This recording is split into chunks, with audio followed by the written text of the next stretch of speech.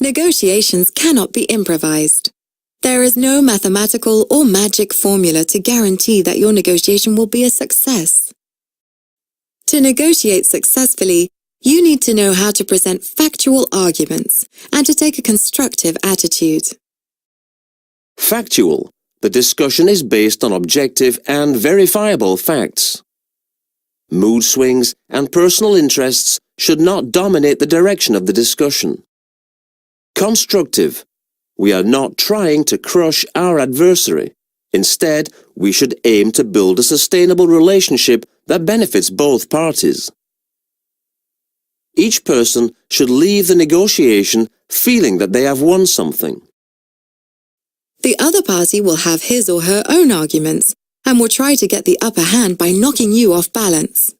You need to keep calm, whatever the circumstances, and never show that you are stressed. Never take an aggressive stance. Avoid excessive empathy. Negotiation is a professional relationship. You should avoid being swayed by your emotions. Watch out for negotiators who try to exploit your generosity by playing on your sympathy. During a negotiation, presenting your argument is a key element of your proposal. When presenting your argument, you need to give reasonable motives to prove your point and to convince the other party of your position in order to reach an agreement. Your argument should be presented rationally and should take into account previous studies as well as the profiles of the other negotiation parties. The line of argument should be chosen in function of the needs, aspirations, and motivations of the negotiating parties. Selective arguments have several advantages. Management of floor time. Convenient for the supplier and shows respect for the customer. Management of negotiation time. We save time because pointless arguments are avoided. The risk of objections is reduced. The conclusion is logical, so we maximize efficiency. Creates a professional image. The selection should only include a few lines of argument, 3 to 5, unless the products or services are complex. But be careful. Don't put all of your arguments on the table. Keep some of them in reserve and use them if the other party needs specific information, for example. Here is some advice to help you to find and select your arguments. Turn the characteristics of your products or services into advantages and then into benefits that will have a positive impact on the other party. Assemble the proof and demonstrations that you will use in the meeting.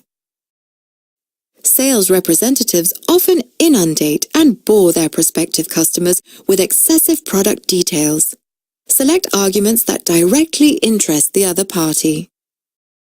Transforming a characteristic into an advantage that has a positive impact is a good move.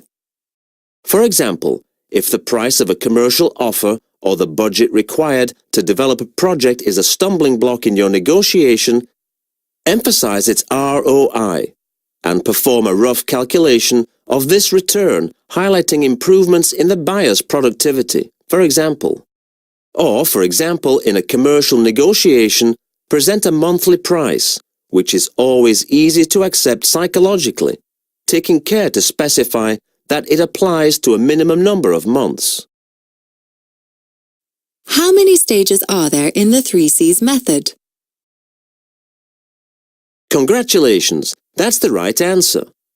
The 3 C's model has 7 stages: making contact, questioning, reformulating, the proposal, discussions, assessing the situation, and decompression.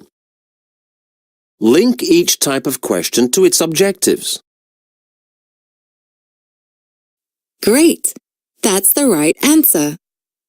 Information questions aim to obtain information, knowledge, or insights. Probing questions aim to improve understanding and to make the parties reflect, verify, and control. Finally, tactical questions aim to influence, to guide, and to suggest. In your opinion, which of the proposed negotiation situations makes it difficult to execute the contract? Great, that's excellent.